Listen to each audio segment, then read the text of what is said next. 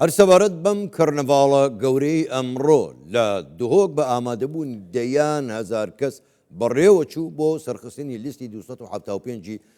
پارتی دیموکراتی کوردستان و هەروەها بە ئامادەبوونی هەردوو جێگرانی سەرۆکی پارتی جۆش و خڕۆشێکی گەورەی دابوو بە دهۆک و بە دهۆکیەکان.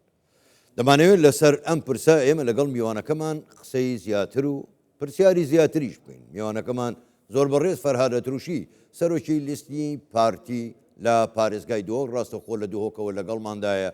کاک فەرهاد شەوتان باش، سپاس بۆ ئامادەبوونتان لەگەڵمان. من پێشەوەی بێمەوە سەر پرسیارەکانی خۆم دەمەوێت بزانم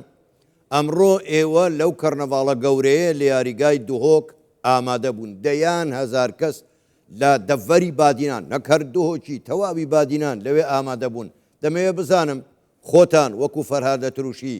هەستان بەچی کرد، دڵنیا بوون لە سەرکەوتنی لیستەکەتان؟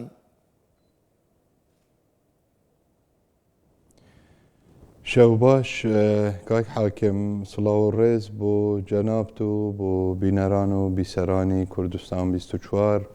خۆشحاڵم بەڕاستی وەکو ڕەفیقێک وەکو برادەرێک بۆ جاری یەکەمە ئەو چاو پێکەتنە بکەین.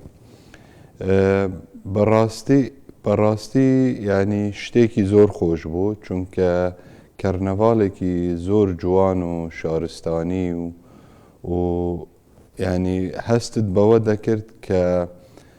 بەڕاستی پارتیەکان و ڕێکخستنەکانی پارتی لە سنووری بادینان و لە هەموو کوردستان و لە هەموو عێراقیش من لەو باوەڕەدامە پێگیریان و پابند بوون بە ڕێنماکان و شیرەتەکانی جەنابی سەرۆک بارزانی کە لە ڕۆژی یەکەمی کەمپینی هەڵبژاردن بانگەشەی هەڵبژاردن داوای ئەوە کردبوو لە هەموو پارتی لە حزبەکەمان کە بانگەشەیەکی هێمن و ئارام و شارستانی و جوان بەڕێوە بین. شتێکی زۆر خۆش بوو بەڕاستی. زۆر باشە کاک فەرهاد، ئەم کەرنەڤاڵە گەورەی ئەمڕۆکە لە دهۆک بەڕێوەچوو بە ئامادەبوونی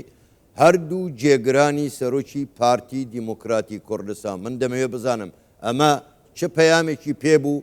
بۆ بادینان و دهۆک، چه پەیامێکی پێبوو بۆ کوردستان، هەروەها چه پەیامێکیشی پێبوو بۆ عێراق؟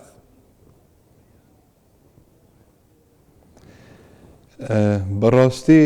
بە تێگەیشتنی من پەیامەکە ئەو بوو لەلایەن پارتیەوە لەلایەن هەردوو بەڕێزان جێگرانی سەرۆکی پارتی گرنگی بادینان، گرنگی دەڤەری بادینان، گرنگی پارێزگای دهۆک، گرنگی ئەم منتەقەیە بۆ پارتی بۆ کوردستان بۆ عێراق. ئەمە ئەوە دەسەلمێنیتن کە پارتی هێزێکی گەورەیە لە عێراق لە کوردستان و ناوەڕووک و بڵێن بڕبڕە و دینەمۆی ئەو هێزە لە بادینانە. ئەمەش جێگای شانازیە. حازربوونی هەردوو جێگیری سەرۆکی پارتی ئەمە نیشانەی بایەخە، نیشانەی گرنگیدانە،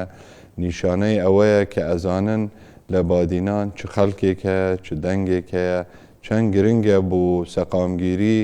کوردستان و عێراق ئەم خەڵکە، ئەم دەنگانە، ئەم پشتگیریە، ئەم دەعمە کە لە پارتی دیموکراتی کوردستان دەکرێتن. بەڕێی من حازربوونی جەنابی کاک نێچیروان، جەنابی کاک مەسرور لەو کەرنەڤاڵە گەورەیە و حازربوونی دەیان هەزار کەس وەکو جەنابت ئاماژەت پێکرد نیشانەی ئەوەیە کە هێزی پارتی لە خەڵکەوە دێت. شەرعیەتی ئێمە لە خەڵکەوەیە. ئێمە بە کودێتا نەهاتوین، ئێمە بە هیچ شتێک نەهاتوون. ئەو خەڵکەی کە ئێستا ڕەخنەمان لێ ئەگرێت باسی شەرعیەت و ئەم حکوومەتەوە و ئەم حکوومەتەوە، ئێمە بە دەنگی خەڵک هاتوون. کورسی زۆرمان هەیە لە پەرلەمانی کوردستان، لە پەرلەمانی عێراق. ئەمەش دیموکراسیەتە. دیموکراسیەتیش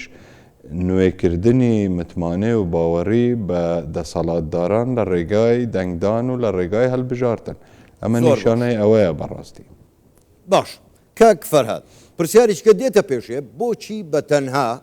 پارتی دیموکراتی کوردستان خۆی بە بەرپرسیار دەزانێ لە قەوارەی هەرێمی کوردستان لە دیفاعکردن لە خەڵکی کوردستان و هەرێمی کوردستان؟ خۆ لایەنی تریشەن هەوای کوردستان هەڵەمژن، ئاوی کوردستان دەخۆنەوە، لە خێر و بێری کوردستان سوودمەندن بۆچی تەنها پارتی خۆی بە خاوەنی کوردستان دەزانێ و ئەوانی ترنا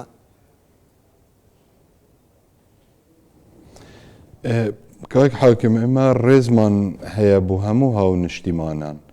ئەوانە برای ئێمەن ئێمە کوردین کوردستانین خەڵکی ئەم وڵاتین ڕێزمان هەیە و ئەوان ئازادن لە هەر بڕیارێک لە هەر بۆچۆنێک لە هەر بژاردەیەک بیکەم بەڵام من ئەڵێم پارتی دڵسۆزە چونکە پارتی 120 ساڵی ئەم ڕێبازای هەیە پارتی لە ناخەوە پرۆژەیەکی سیاسی نەتەوەیی جوغرافی لە کۆنەوە هەیە دۆزی کورد دۆزێکی کۆنە دۆزی کورد عمری 100 ساڵە لە دابەشبوونی ئەم دەڤەرە ڕۆژهەڵاتی ناوەڕاست کورد دابەش بووە کاکە ئێمە دەبێت قەزیەی ئەساسی خۆمان لەبیر نەکەین ئەمە زۆر گرنگە ڕاستە ئێمە ئێستا بەشێکین لە عێراق ئێمە داوا دەکەین عێراقی نوێ لەسەر ئەساسی دەستور و فدرالیزم و فدرالیت بەڵام لە ئەسڵدا ئێمە دۆزێکی گەورەمان هەیە زەحمەتێکی زۆرمان بینیوە قوربانیەکی زۆرمان داوە شەهیدی زۆرمان داوە لە شێخ عەبدولسەلامی شەهید حتا ئێستا پارتی و بارزانیەکان خەباتەکەن بۆ ئەوەی کە کورد ئازاد بێتن کە کورد ڕزگار بێتن کورد بڕیاری خۆی لە دەستی خۆی بێ کورد چارەنووسی خۆی بڕیاری لەسەر بدە ئەمە بابەتەکەیە کاک حاکم لەبەرەوە ئێمە خۆمان لە هەموو کەسێک دڵسۆزتر ئەزانی چونکە کۆنترین پارتی سیاسی لە کوردستانی عێراق و 80 ساڵی دیرۆکی هەیە و خەباتی هەیە لەبەرەوە ئێمە صاحب پرۆژەین ئێمە ڕەتفعل نین ئێمە ئۆپۆزیسیۆن نین ئێمە لەبەر کەسێک لەبەر شتێک جیانە بووینەوە لە چه حزبێکی تر لە ئەسڵدا پارتی دروست بووە بۆ ئەم دۆزە و بۆ ئەم قەزیە زۆر باشە کاک فەرهاد سەرۆک بارزانی کۆمەڵێک پەیامی هەبوو پەیامەکانیشی بە ئێوەش گەیاندووە یەکێک لە پەیامەکان دەڵێت ئێمە نوێنەرەکانمان لە بەغدا بە تەنها نوێنەری پارتی و کوردستان نین ئەوانە نوێنەری زوڵم لێکراوانن لە هەر شوێنێکی عێراقە بێ بۆ خۆ دەزانی زوڵم لێکراو لە عێراق زۆرە بەڵام پرسیار ئەمەیە ئەو داواکاریانەی سەرۆک بارزانی چۆن دەکەنە کردار لە پەرلەمان کاک حاکم ئەمە دەبووە بکرابە لە 2006 لە خۆلی یەکەمی پەرلەمانی عێراق من ناڵێم لە جەمعیەی وەتەنی یان مەجلیسی حکوم ئەمە دەبووە کرابە چونکە بەڕاستی دەبێ عێراق ببێ بە فدرالیزم دەبێ عێراق ببێتە وڵاتێکی فدرالی دەبێ دەسەڵاتەکان دابەش بکرێن لەسەر ئەساسی هەرێمەکان و پارێزگاکان دەبێ ئەم وڵاتە دیموکراسیەتی تێدا بێ بەڵام لە چارچێوەی ئەم دیموکراسیەتە فدرالیزمی شەبێ فدرالیزم پاراستنی بەرژەوەندیەکانی کورد و غەیری کوردیشەکە یعنی ئێستا سوننەکان وەکو ئێمە ئەگەر بە ژمارە حسابکە ئەوانیش کەمینەن ئەقەلیان دەبێ فدرالیزم لە بەرژەوەندی ئەوانیشە تورکمان وە کلد و ئاشور سریان خەڵکی تر هەموو کەمینەکان حتا لە ناو شیعەکان کە ئەڵێن ئێمە زورینین ئەمە لە بەرژەوەندی ئەوانە چونکە پارێزگاکانیان هەرێمی شیعی دروست بێ دەسەڵاتی زۆر ئەبێ پارەی زۆر ئەچێتەوێن دەرێ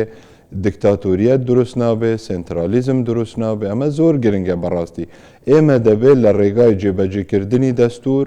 جێبەجێکردنی سێ پرینسیپەکەی کە بەردەوام جەنابی سەرۆک جەختی لەسەر دەکا ئەویش کە شەراکەت و تەوافق و تەوازونە ئەمە زۆر گرنگە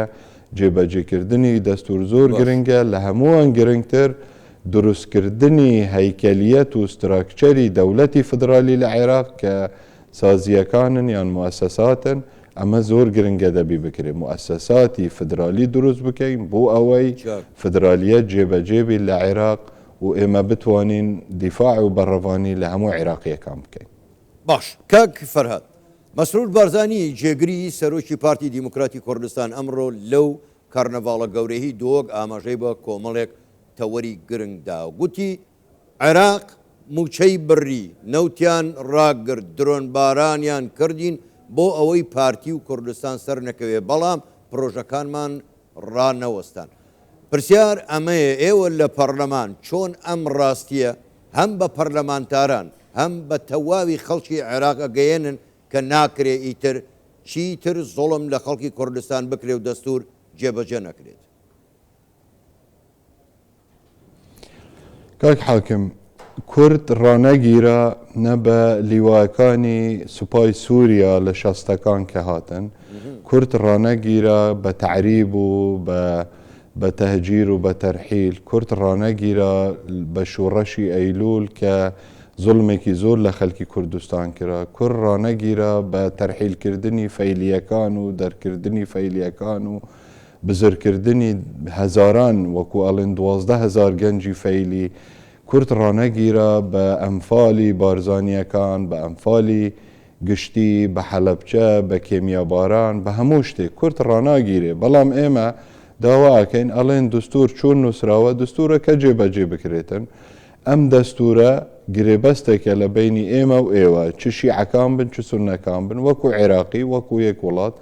دەبێ ئەم دستورە جێبەجێ بکرێتن بۆ ئەوەی ئێمە بتوانین ئەم وڵاتە بپارێزین لەبەرەوە کاک مەسرور ئاماژەی بەوە کرد ئەگەر ئەوان بەتەمان بە بڕینی بوجە و موچە و شتی تر کورت ڕابگرێن ئەو کەسەی ڕانەگیرێت بە کوشتن و سەربڕین و کیمیاباران و زیندە بەچالکردنی خەڵکی سیڤیل و مەدەنی و مناڵ و ژن و وەکو خۆمان بینیمان پێشی چەند ڕۆژێک جەنابی سەرۆک بارزانانی لێرە ئامادە بوو لە دهۆک لە کۆنگرەی جینوساید و جەنابی سەرۆکی حکومەتیش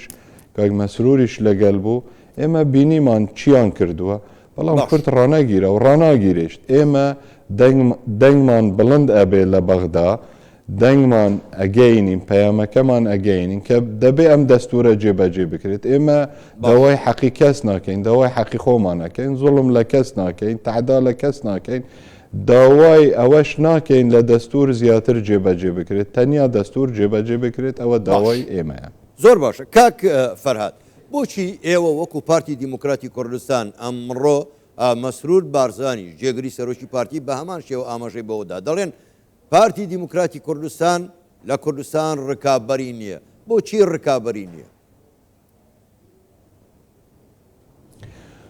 ڕکابەرمان نییە چونکە بینیمان حزبەکانی کە خۆیان بە ڕکابەری ئێمەیان دەزانی چۆن پرت و بەڵاو بوون چۆن لەسەر کێشەی بچووک یەکتریان کوش چۆن لەسەر کێشەی بێبنەما سەرۆک حزبەکان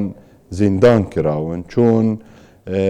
ئێمە ئەبینین ینی هەموو حزبێک ئەبینی ئەبێ بە 2 حزب و 3 حزب و 4 حزب و هەر گرۆپێک دەرەچی لە حزبێک حزبێکی تر دروستەکە ئەمە بەڕاستی لە بەرژەوەندی کورد نییە بەڵام ئەمە واقعێکە هەیە لە کوردستان لەبەرەوە ئێمە ئەڵێن ڕکابەرمان نییە چونکە بەڕاستی بیرم دێ لە خولی دووەم لە پەرلەمانی عێراق ئێمە وەکو پارتی زیاتر بووین لە 50% لە هەموو کورسیەکانی کوردستان لەگەر ڕێزمدا بوو هەموو حزبە سیاسیەکان برادرانی یەکەتی هەموو برادرانی تر 28 کورسیان هەبوو ئێمە زیاتر بووین لە 30 کورسی لەبەرەوە بەڕاستی ڕکابەرمان نییە ئەمە ناڵێن وەکو بڵێن ئەمە نەقسێکە لە خەڵکی تر ڕێزمان هەیە هەموو برادەرمانن هاونیشتیمانمانن بەڵام ئەمە واقعێکە لە کوردستان هەیە چاک زۆر باشە دەست خۆش بەڕێز فەرهاد تروشی سەرۆکی لیستی پارتی لە پارێزگای دۆک ڕاستەوخۆ لە دهۆکەوە لەگەڵ گەلێک سوپاس شەوتان باش